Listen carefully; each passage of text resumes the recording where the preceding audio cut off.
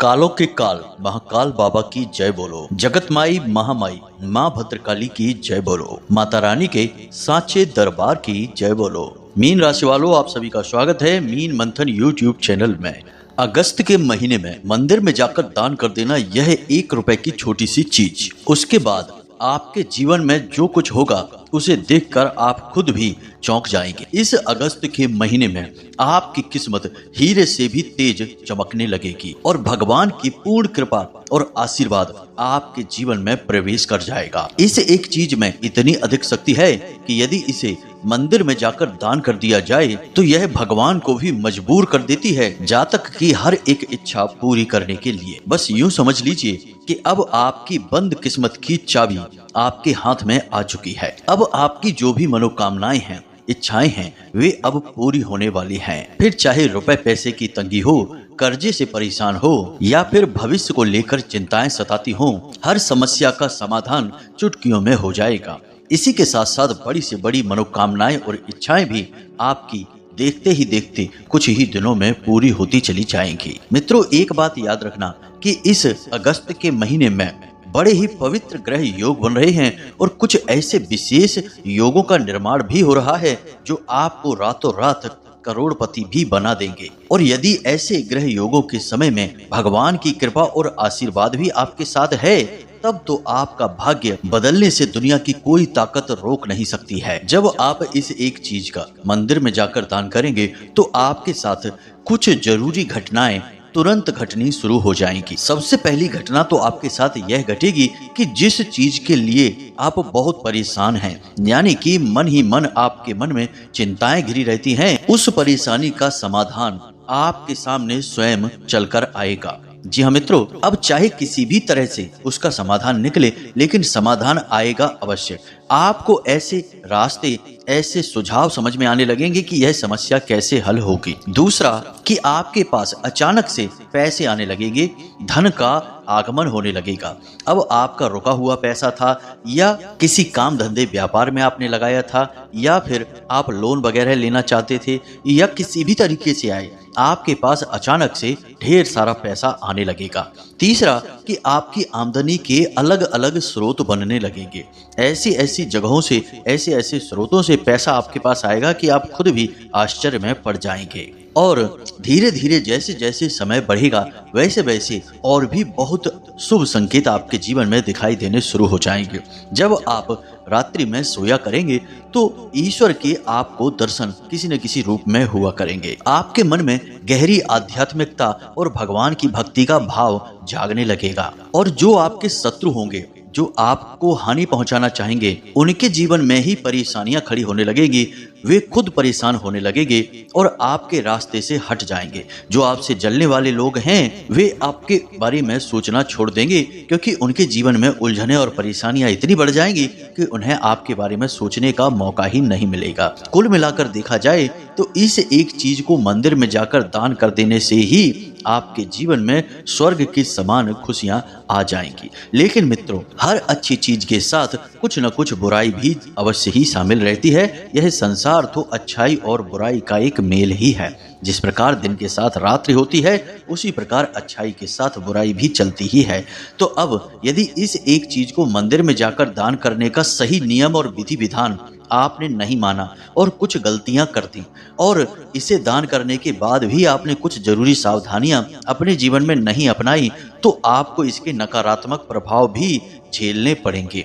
कहने का मतलब यह है कि इस एक चीज को दान करने का एक विशेष नियम है, विधि विधान है। उसी के साथ साथ जब आप यह कार्य कर लेंगे, इस क्रिया को कर लेंगे, तो आपको अपने जीवन में भी कुछ जरूरी बदलाव करने होंगे। यदि आप सारी क्रियाओं को एक साथ सही ढंग से कर पाएंगे तो आपके जीवन में वे सारी घटनाएं घटने लगेंगी जिनके लिए आप अब तक परेशान थे, तड़प रहे थे। हालांकि हम आपको बता दें कि जो सावधानियां और क्रियाएं हैं वे इतनी कठिन नहीं हैं। आप जैसे लोगों के लिए तो बिल्कुल भी कठिन नहीं है, क्योंकि आप पहले से ही सकारात्मक रहते हैं और झूठ बोलने वालों से, बहानेबाजी करने वालों से, दूसरों को कष्ट और परेशानियां देने वालों से आप सख्त नफरत करते हैं। तो इन्हीं से जुड़ी कुछ विचार हैं, कुछ सावधानियां हैं जिन्हें आपको मानना होगा। तो अब आपके मन में कई सवाल उठ रहे हैं कि कौन सी है यह एक चीज और क्या है इसका विधि विधान, और इसे दान करने के बाद कौन सी विशेष सावधानियां हैं जिन्हें मानना पड़ेगा।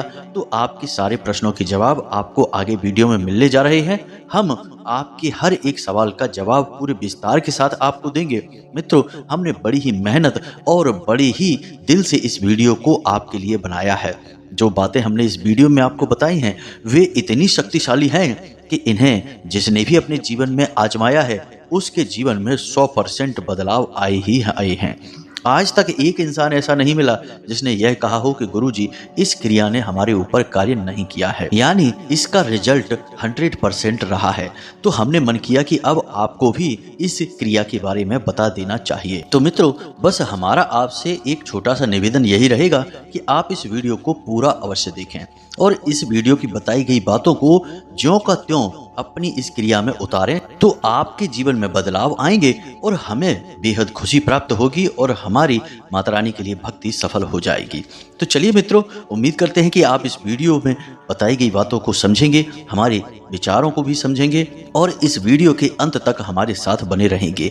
तो इस वीडियो को शुरू करते हैं, लेकिन इससे पहले हम चाहेंगे कि आप माता रानी को आभार अवश्य व्यक्त करें। तो कमेंट बॉक्स में लिखें, जय माँ भद्रकाली कृपा करो। माता रानी की आपको विशेष कृपा प्राप्त होगी और अगले 24 घंटे में आपको निश्चित तौर पर एक बड़ी खुशखबरी प्राप्त होगी।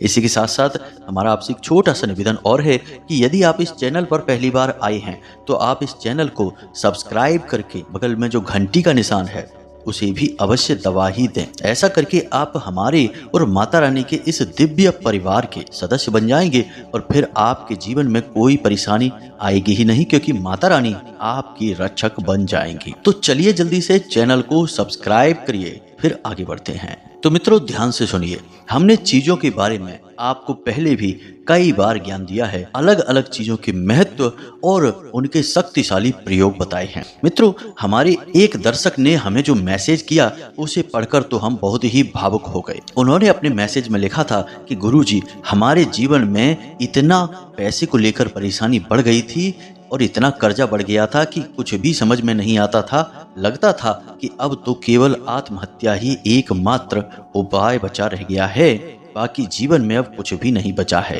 तो ऐसे में उन्होंने हमारी वीडियो देखी जिसमें हमने गले में धारण करने वाला वह पायराइट का एक उपाय बताया था। तो उस वीडियो को देखने के बाद उन्होंने हमसे संपर्क किया और हमने उन्हें कुछ विशेष मंत्र और क्रियाएं बताई और आज 2 महीने का समय ही बीता है और उनका कहना यह है कि वे जिस काम को कर रहे थे अब उस काम में ही उनको अद्भुत तरक्की मिलनी शुरू हो गई है, पैसे की आवक बढ़ गई है, कर्जा भी धीरे धीरे चुक रहा है और बड़ा सुखी जीवन जी रहे हैं। घर परिवार में भी खुशियों का माहौल बनने लगा है। कुल मिलाकर देखा जाए तो उनकी गाड़ी जो पटरी से उतर गई थी दोबारा से पटरी पर चढ़ गई है, अब धीरे धीरे चलनी शुरू हो गई है। भविष्य उनका बहुत ही सुंदर है। तो यह शक्ति होती है चीजों में और पूरे श्रद्धा और भाव से किए गए उपायों में। इसी प्रकार मित्रों, एक और दर्शक हैं, उनके बेटे को शराब पीने की बुरी लत लग गई थी। तो उन्होंने भी हमसे संपर्क किया तो हमने उन्हें भैरव का एक नशा मुक्ति उपाय ऐसा शक्तिशाली बताया कि उसे करने मात्र से ही 15 से 20 दिनों में ही उस बालक की बुद्धि इतनी परिवर्तित हो गई कि वह शराब से धीरे धीरे दूर होने लगा और घृणा भी करने लगा और आज वह शराब मुक्त जीवन जी रहा है। इस बालक की माता जी भी बहुत परेशान रहती थीं। उनकी जीवन की समस्या का समाधान भी माता रानी की कृपा और भैरव बाबा की कृपा से हुई। तो कहने का मतलब यह है मित्रों कि जो बातें हम आपको बताते हैं उन बातों को आप कभी भी हल्के में मत लेना।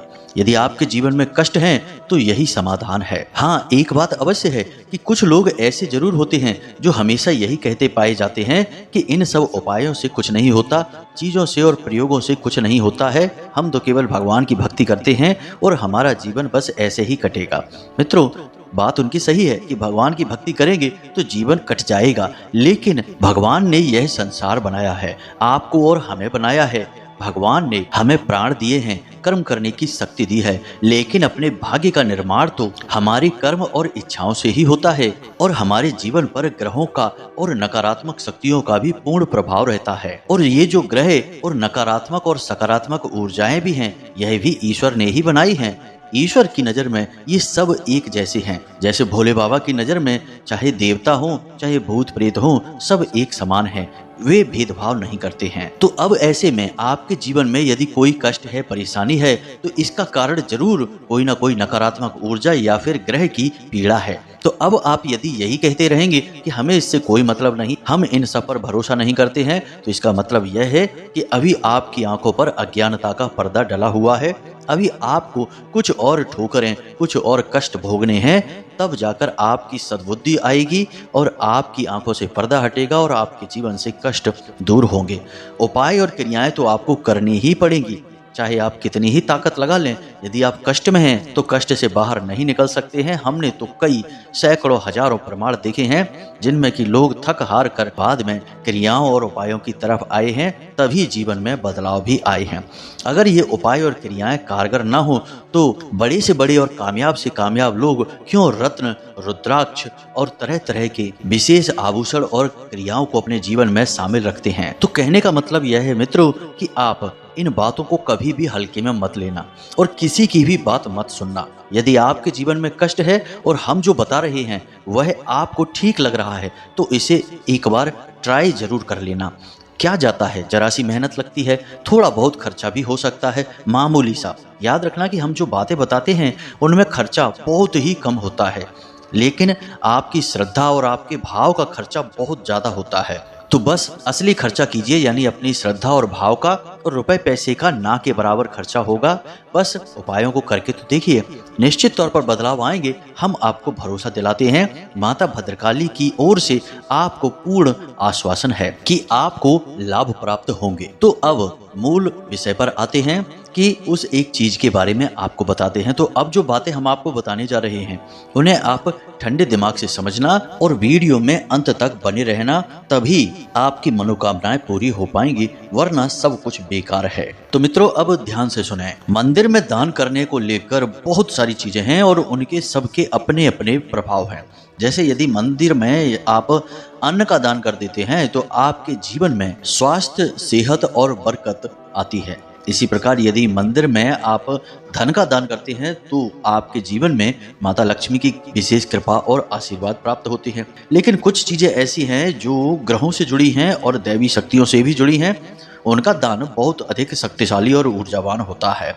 जैसे कि मंदिर में यदि आप नमक का दान कर देते हैं तो इससे आपका शुक्र मजबूत हो जाता है और आपके जीवन में सुख समृद्धि आती है, रुपए पैसे की आवक बहुत अधिक बढ़ जाती है। इसी प्रकार मंदिर में काले तिल दान करने से पितृ पूर्वजों की कृपा और आशीर्वाद प्राप्त होते हैं और राहु के दोष भी समाप्त हो जाते हैं। जौ का दान करने से भोले बाबा की विशेष कृपा और आशीर्वाद प्राप्त होते हैं और तेल का दान करने से स्वयं शनिदेव प्रसन्न हो जाते हैं। तो ये छोटी छोटी चीजें हैं जिनके बारे में लोग अक्सर जानते हैं, लेकिन कुछ चीजें ऐसी होती हैं जो समय के अनुसार बहुत शक्तिशाली होती है, उनका दान करना बहुत अधिक लाभदायक होता है।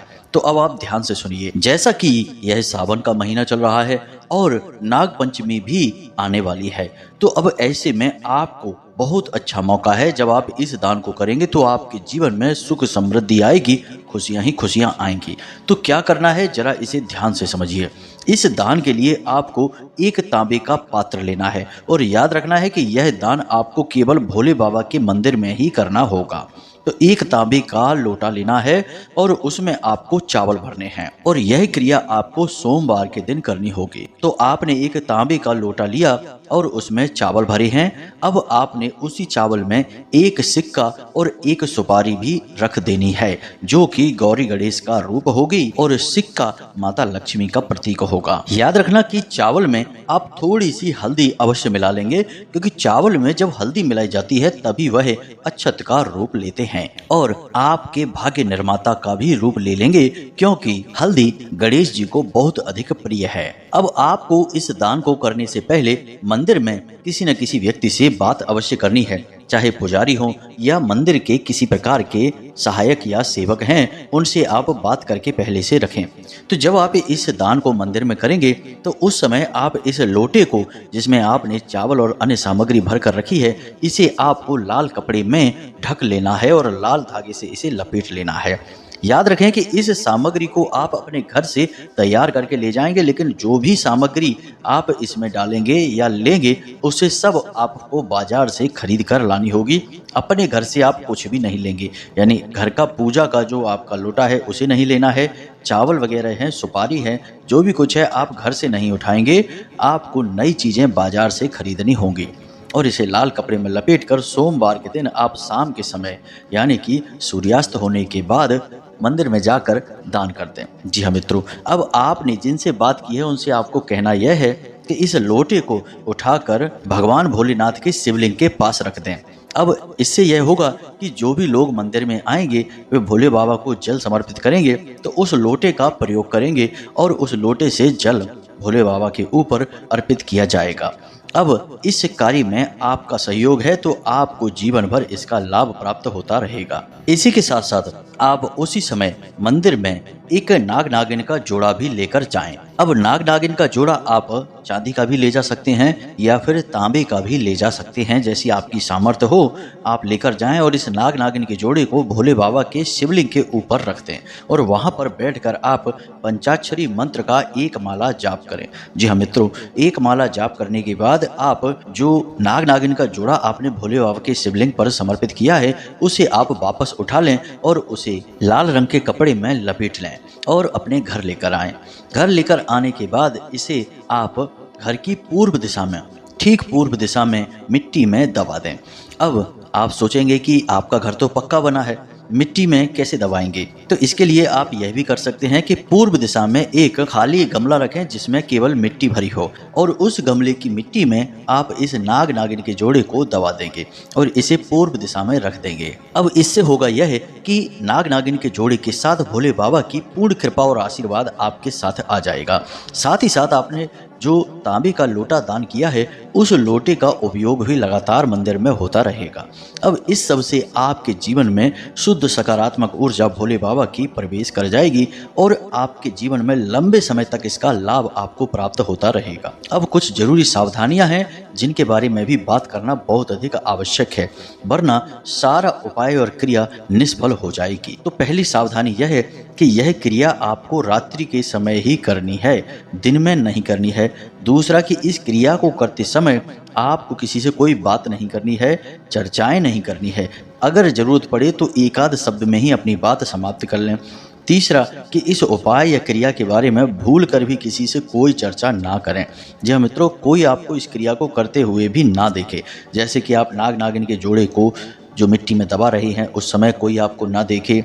जब आप यह लोटे का दान मंदिर में कर रहे हैं उस समय भी कोई आपको ना देखे। आप एकांत में जाकर इसे दान करें। अब तीसरा और सबसे बड़ी सावधानी यह है कि आप रोज शाम के समय, यानी कि जब सूर्यास्त हो जाए उस समय उस गमले के पास एक गाय के घी का दीपक अवश्य जलाया करें।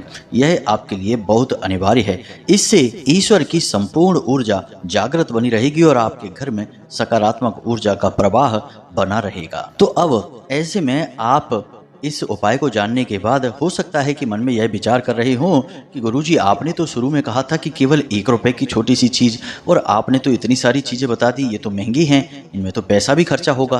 तो बंधुओं, अब यदि आपकी सामर्थ्य नहीं है और आप नहीं कर सकते हैं इतना खर्चा तो कोई समस्या की बात नहीं है। हमने आपको पहले ही बताया कि आप अपने भाव को समर्पित कर रहे हैं, उसी की कीमत होती है उपाय में। चीज़ों की कीमत इतनी अधिक नहीं होती है, आपकी भावनाएं जो कीमती हैं उनका प्रयोग करना है।